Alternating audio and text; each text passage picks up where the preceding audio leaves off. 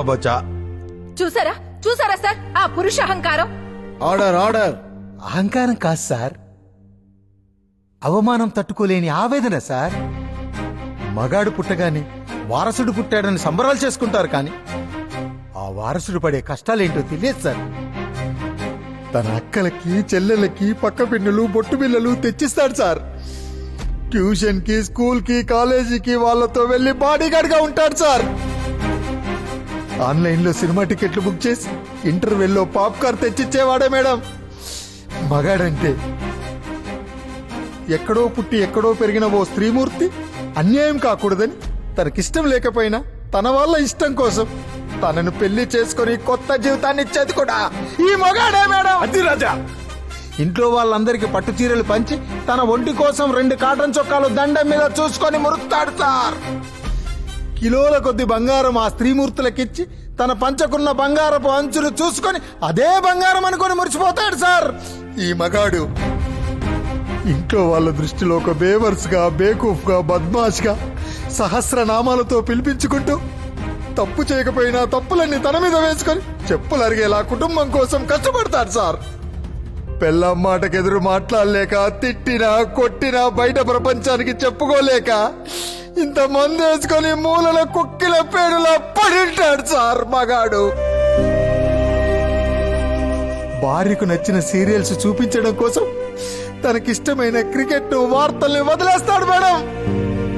ప్రపంచం మొత్తాన్ని గడగడలాడించిన ప్రెసిడెంట్ అయినా ఇంట్లో పెళ్ళాం ప్రోటోకాల్ తూచా తప్పకుండా పాటించే గొప్ప మనసున్న మహారాజు మేడం ఈ మగాడు.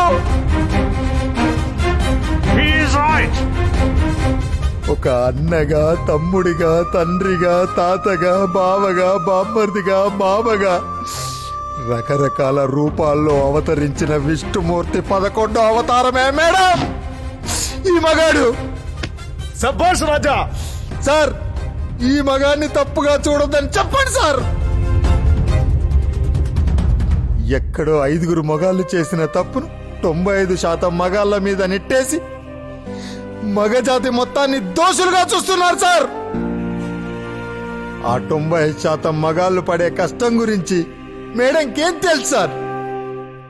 ఇంట్లో రోజు వచ్చే కష్టాలను సహనంగా భరిస్తూ స్కూల్లో ఫీజులు కట్టలేక, ఆడపిల్లల పెళ్లిళ్ళు చేయలేక, వాళ్ళ కాళ్ళు వీళ్ళ కాళ్ళు పట్టుకొని అప్పులు చేస్తూ తిప్పలు పడుతూ ఎక్కడ పరుగు పోతుందో అన్న బాధతో కళ్ళల్లో జలపాతాన్ని దాచుకొని తన వాళ్ళ కలల్ని ఆశల్ని నెరవేరుస్తూ మండుతున్న గుండెల్ని చల్లబరుస్తూ కుటుంబ గౌరవం నిలబెట్టడం కోసం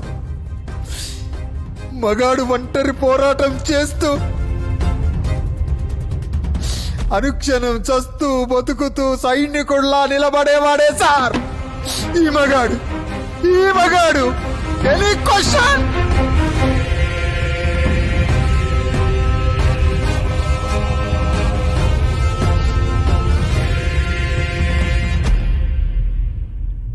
చెప్పు బంగారం. ఏమండి, ఇంకెప్పుడు మిమ్మల్ని కూరగాయలు తెమ్మని చెప్పనండి.